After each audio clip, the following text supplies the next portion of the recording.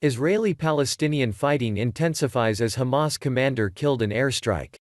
Palestinian militant group Hamas has confirmed that its Gaza City commander was killed in an Israeli airstrike on Wednesday. Bassem Issa was the highest-ranking military figure in Hamas to be killed Israel since 2014. Wednesday's statement was the first time Hamas acknowledged the death of militants in this round of fighting with Israel.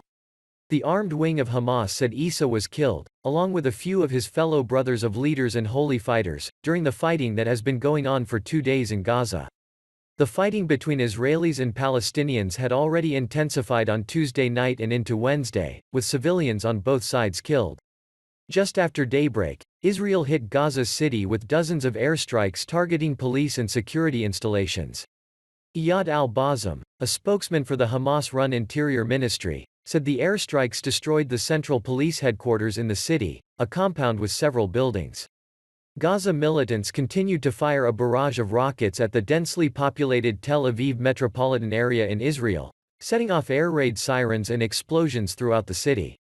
The Israeli military said more than 1,000 rockets have been fired by Palestinian militants since Monday night, with 850 of them either intercepted by Israel's missile shield or falling on Israel, and 200 falling on the Palestinian side.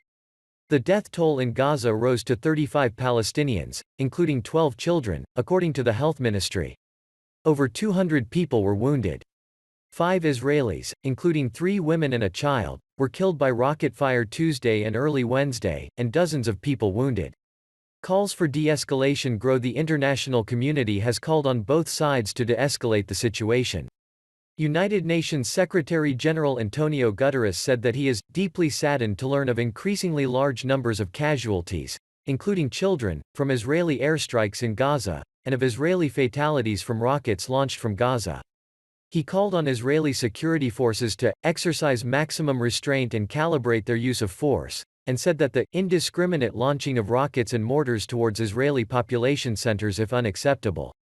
Anthony Blinken, the U.S. Secretary of State, expressed his concerns about the ongoing situation to the Israeli foreign minister on Tuesday.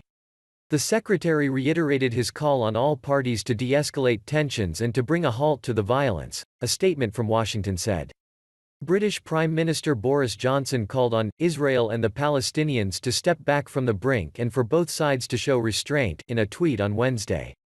It is the fiercest fighting between the two sides since the 2014 war, and it shows no sign of slowing. During that bout of fighting, more than 2,100 Palestinians were killed, along with dozens of Israelis. Israel's Prime Minister Benjamin Netanyahu on Tuesday vowed to expand the offensive. In a nationally televised speech late on Tuesday, he said Hamas and Islamic Jihad have paid and will pay a heavy price. He said Israel will press ahead with an intensified operation but said it will take time to complete the mission.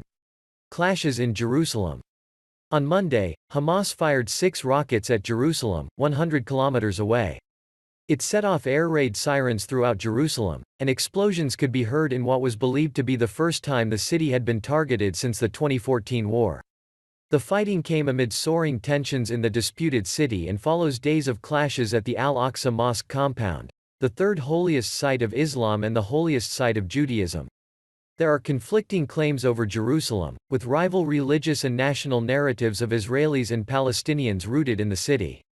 More than 700 Palestinians were hurt in clashes with Israeli security forces in Jerusalem and across the West Bank in 24 hours, including nearly 500 who were treated at hospitals. Netanyahu said that terrorist organizations in Gaza have crossed a red line and attacked us with missiles in the outskirts of Jerusalem, adding, "Whoever attacks us will pay a heavy price." In a statement issued early on Tuesday, Hamas leader Ismail Haniyeh said the rocket attacks would continue until Israel stops all scenes of terrorism and aggression in Jerusalem and Al-Aqsa Mosque. In Monday's unrest, Israeli police fired tear gas, stun grenades and rubber bullets in clashes with stone-throwing Palestinians at the compound. More than a dozen tear gas canisters and stun grenades landed in the mosque as police and protesters faced off inside the walled compound that surrounds it. Children victims of the violence. At least 12 children have been killed on the Palestinian side since the start of the fighting. Mazen Naim, a communications officer for Save the Children who lives in Gaza, told Euronews on Wednesday morning the situation is getting worse by the minute. He said Israel had been targeting civilian buildings, and for children to live through this is unacceptable. My children, I have never seen them this scared before in my life. They are always shivering, afraid. Whenever they hear explosions they cry and run away, he said. This is what I'm feeling with my children, and this is what all families in Gaza are feeling. Many families went to bed hugging their children and woke up this morning, at 6 a.m., with a huge bombardment of the Gaza Strip, he told Good Morning Europe. Violence in Lod described as civil war. Another flashpoint has been the East Jerusalem neighborhood of Sheikh Jarrah, where dozens of Palestinians are under threat of eviction by Jewish settlers.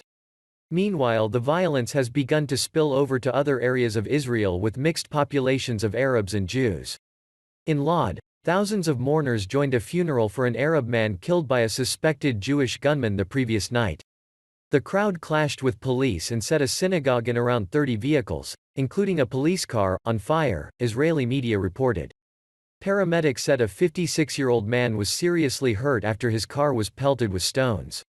The city's mayor, Yair Revivo, described the situation in the mixed Jewish-Arab city as civil war, and the government ordered the deployment of paramilitary border guards from the West Bank to Lod. Israeli President Reuven Rivlin said on Wednesday the sight of the pogrom in Lod was unforgivable. The silence of the Arab leadership about these disturbances is shameful, said Rivlin in a video statement addressing the Israeli public following the recent violent escalation. In neighboring Ramleh, ultra-nationalist Jewish demonstrators were filmed attacking cars belonging to Arabs. In the northern port town of Acre, protesters torched a Jewish-owned restaurant and hotel. Police arrested dozens of others at Arab protests in other towns. The UN Security Council planned to hold its second closed emergency meeting in 3 days on Wednesday, an indication of growing international concern.